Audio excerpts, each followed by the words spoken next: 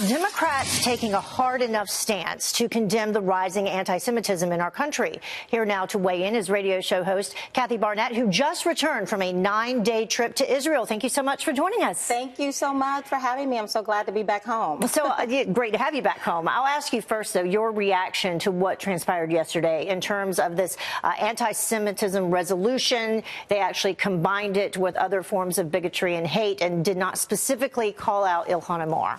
Yeah, you know what? I was very shocked. I just got back Wednesday morning from Israel, and I was very shocked to see what was going on. What should have been a softball issue for the Democrat Party to pull together in their most strongest language possible a resolution to condemn further hatred and racism against the Jewish community should have been a no-brainer for them. It should have been an easy ball for them to knock out of the park. And yet what we get is this very watered-down version of this resolution to condemn anti-Semitism with a whole lot of other forms of hatred, not calling out Ilhan Omar. Yeah, let's take a look at some of this. America's feelings on the Israeli-Palestinian conflict. This is a Gallup poll where 59% sympathize with Israel. That's down 5% from 2018, and then 21% sympathize with Palestinians. That's up 2%. Yeah. So what do you think about those numbers? And is this something that, you know, is just following the lead of Congress right now? Listen,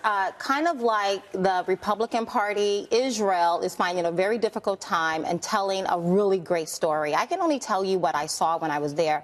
I spent 13-hour days moving across all of Israel, talking to various people. And at one point, I had to continuously be reminded that I was in the West Bank, because what I was looking at did not compare to the distorted images we're often told about by many within the mainstream media and our politicians, as well as the UN, about the maltreatment of Palestinians. What I was seeing, I did not see extreme poverty. I did not see extreme degradation. I saw no greater poverty there than I would see in many inner city communities right here in the United States.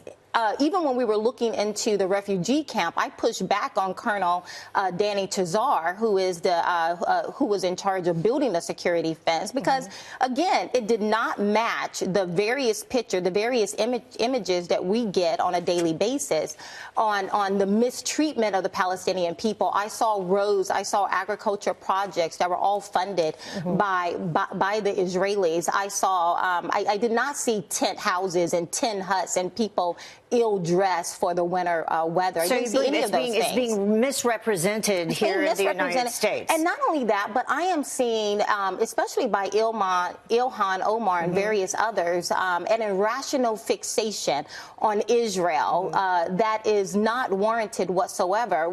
And history tells us two things that will happen out of this. It's kind of like a harbinger of things to come. When we see this rise in anti-Semitism, we can expect two things. One, it will continue to rise. And two, as it rises, we will see greater and greater atrocities happening within the Jewish community, kind of like what we saw not too long ago with the Pittsburgh synagogue shooting. When we see people like Mark Lamont Hill going to the UN, talking about from the river to the sea, referencing the annihilation of Israel, when we see the BDS movement rhetoric increasing, talking about boycotting, divesting, and sanctioning, those are problems. Yeah, and they may seem like individual instances, but we need to take them together as a whole and look back at history to see what could come. They are particularly disturbing. Okay, thank you so much, Thank Kathy. you for Great to have having you me. back. Of course. Thank you. Thank you.